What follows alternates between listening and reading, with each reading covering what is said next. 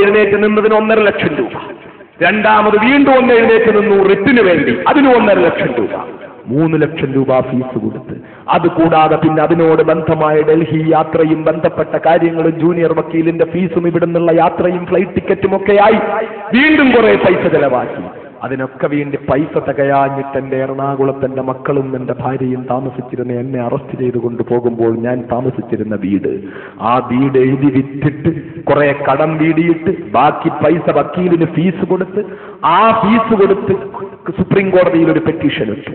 ആ പെറ്റീഷൻ കേട്ടിട്ട് സുപ്രീം കോടതിയിലെ പരമോന്നതന്മാരായ ജഡ്ജിമാർ ഒന്ന് വാദം കേൾക്കാൻ പോലും തയ്യാറാകാതെ അതൊന്ന് നോക്കിയിട്ട് പറഞ്ഞു, ഇത് തള്ളുന്നു, നിങ്ങൾ മദ്രാസ് ഹൈക്കോർട്ടിൽ പോവുക, നിങ്ങൾ മദ്രാസ് ഹൈക്കോർട്ടിലേക്ക് പോവുക. മദ്രാസ് ഹൈക്കോർട്ടിൽ പോയി. മദ്രാസ് ഹൈക്കോർട്ടിൽ പെറ്റീഷൻ ഫയൽ ചെയ്തിരിക്കുക. ആ പെറ്റീഷൻ ഫയൽ ചെയ്തിരിക്കുന്ന സമയം നിങ്ങളൊന്ന് ഓർത്തു നോക്കൂ. സ്വന്തം വീട് വിറ്റ് കിട്ടിയ പൈസ വക്കീൽ ഫീസ് കൊടുത്തിട്ട് മദ്രാസ് ഹൈക്കോടതിയിൽ പെറ്റീഷൻ ഫയൽ ചെയ്തിരിക്കുന്ന സമയം ഒന്ന്. രണ്ടാമത്, എന്റെ ജയിൽ മോചനത്തിന് വേണ്ടി നിരവധി ആളുകൾ, ഇന്ത്യയിൽ ജീവിച്ചിരിക്കുന്ന ഏറ്റവും വലിയ മനുഷ്യാവകാശ പ്രവർത്തകരിൽ ഒരാളായ ജസ്റ്റിസ് BR കൃഷ്ണയ്യർ ഉൾപ്പെടെ, കേരളത്തിന്റെ ഗവൺമെന്റ് ഉൾപ്പെടെ എന്റെ മോചനം ആഗ്രഹിച്ച് പലതരത്തിലുള്ള പ്രവർത്തനങ്ങളും ഇടപെടലുകളും നടത്തിക്കൊണ്ടിരിക്കുന്ന സമയം. മൂന്നാമത്, പഞ്ചായത്ത് തെരഞ്ഞെടുപ്പ് പ്രഖ്യാപിച്ച് ഞാൻ പ്രതിനിധാനം ചെയ്യുന്ന പാർട്ടിയുടെ പ്രതിനിധികൾ ഉൾപ്പെടെ നിരവധി പേർ മത്സരിക്കുന്ന സമയം. ഇങ്ങനത്തെ ഒരു സമയത്ത് എവിടെങ്കിലും പോയി, ആരുടെയെങ്കിലും അടുക്കൽ പോയി ഏതെങ്കിലും നിലയിൽ എന്നെ ഒന്ന് മോചിപ്പിക്കാൻ വേണ്ടി കണ്ണീരും കയ്യുമായി 2 പിഞ്ചു കുഞ്ഞുങ്ങളെയും കൊണ്ട് ഓടി നടക്കുന്ന എന്റെ പ്രിയപ്പെട്ട ഭാര്യ, ആ സമയത്ത് ഇങ്ങനൊരു അക്രമം നടക്കാൻ അവരനുവദിക്കുമോ? അവരതിന് സമ്മതിക്കുമോ? അവരതിന് കൂട്ടുനിൽക്കുമോ? അവർ പറഞ്ഞു, ഉസ്താദേ, പിറ്റേന്ന് കാലത്ത് പത്രം കണ്ട് കൽബിലൊരു തീയാളുന്ന പോലെ തോന്നിപ്പോയി, ഈ നടത്തിയ പരിശ്രമം മൊത്തം വെള്ളത്തിലാകുമല്ലോ, ഈ ഫോട്ടോ കണ്ട് കോടതിക്ക് മുമ്പ് കാണിച്ചാൽ മതിയല്ലോ ജാമ്യാപേക്ഷ തള്ളാൻ. അതുപോലെ തന്നെ സംഭവിച്ചു. പ്രോസിക്യൂഷൻ നിരവധി കാര്യങ്ങൾ, കള്ളത്തരങ്ങൾ കോടതിക്ക് മുമ്പിൽ പറഞ്ഞപ്പോൾ കൂട്ടത്തിൽ ഇതും പറഞ്ഞു, അദ്ദേഹത്തിന്റെ ആളുകളുടെ സ്വഭാവം അറിയാൻ ഇത് നോക്കിയാൽ മതി. കണ്ടില്ലേ, തമിഴ്നാടിന്റെ ബസ് കത്തിച്ച് കത്തുന്ന രംഗം ഫോട്ടോ സഹിതം കൊണ്ട് കാണിക്കുക കോടതിയിൽ. എങ്ങനെയാ എന്റെ പ്രിയപ്പെട്ട ഭാര്യ ഇത് ചെയ്യുക? അവരതിൽ കുറ്റവാളിയല്ല. പക്ഷേ പിന്നീട് 1-ാം പ്രതിയായിട്ട് ആലുവായിൽ നിന്ന് ഷെറീഫ് എന്ന് പറയുന്ന PDPയുടെ ഒരു മണ്ഡലം സെക്രട്ടറി അറസ്റ്റ് ചെയ്യുകയാണ്. അവനെ 1-ാം പ്രതിയാക്കുകയാണ്.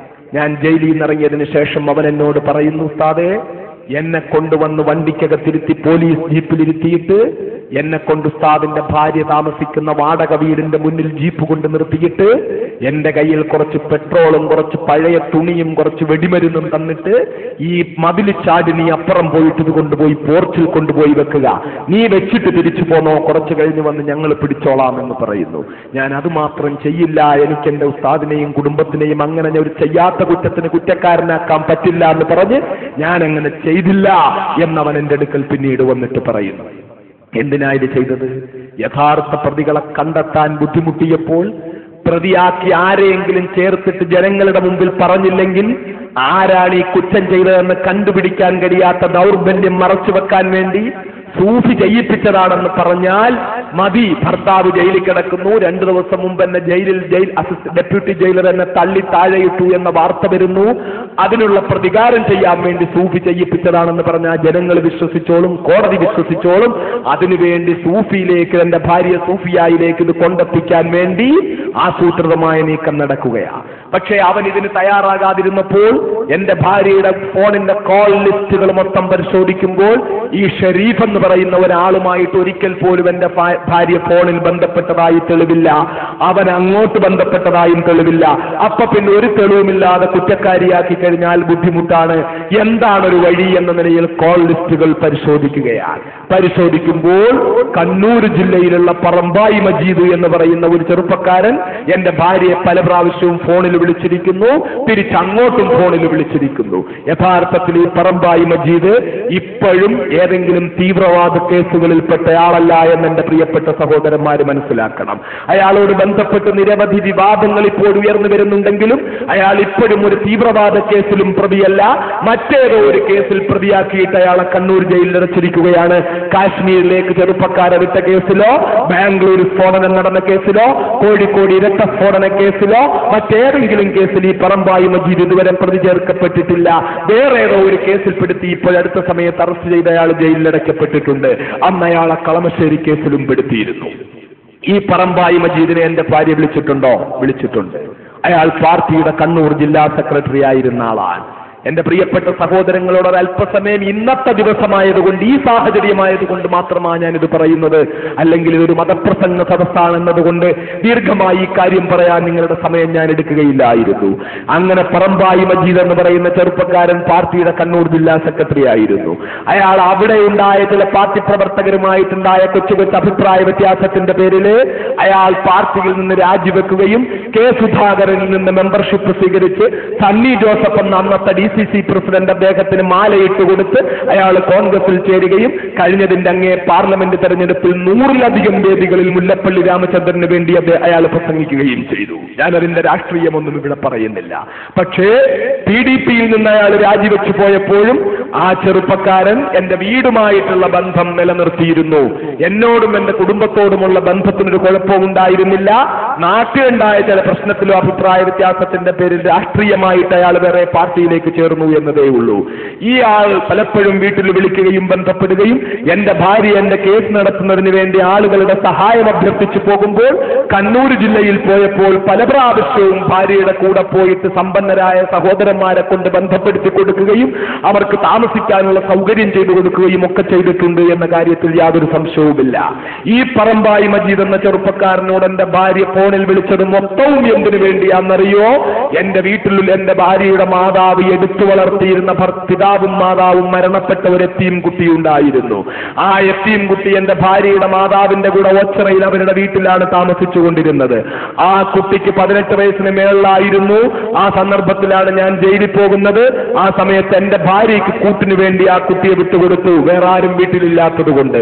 എന്നെ ജയിലിൽ കാണാൻ വരുമ്പോഴെല്ലാം ആ കുട്ടിയും കുട്ടിയാണ്, ആ പെണ്ണുമായിട്ടാണ് എന്റെ ഭാര്യ എന്നെ കാണാൻ വരുന്നത്.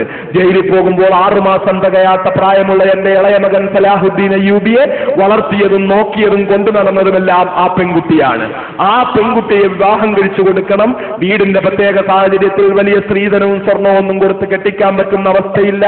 അതുകൊണ്ട് ആരെങ്കിലും ദീനുള്ള ചെറുപ്പക്കാര് ആ കുട്ടിയെ സ്ത്രീധനം വാങ്ങാതെ കല്യാണം കഴിക്കാൻ തയ്യാറുണ്ടെങ്കിൽ അങ്ങനെയുള്ള ഒരു ചെറുപ്പക്കാരെ കണ്ടെത്തി അറിയിക്കണമെന്ന് പലരോടും സൂഫിയ പറഞ്ഞിട്ടുള്ള കൂട്ടത്തിൽ പറമ്പായി മജീദ് എന്ന ഈ ചെറുപ്പക്കാരനോടും പറഞ്ഞിരുന്നു. ഏതെങ്കിലും ഒരാളെ കണ്ടുകിട്ടിയാൽ, ഈ പാവപ്പെട്ട കുട്ടിയെ കല്യാണം കഴിക്കാൻ മനസ്സുള്ള ഒരാളെ കിട്ടിയാൽ ഇങ്ങോട്ട് പറഞ്ഞു വിടണം, ആ കുട്ടിയെ കണ്ടിട്ട് കല്യാണം കഴിച്ചു കൊടുക്കാൻ വേണ്ടിയാണ് എന്ന് പറഞ്ഞിരുന്നു.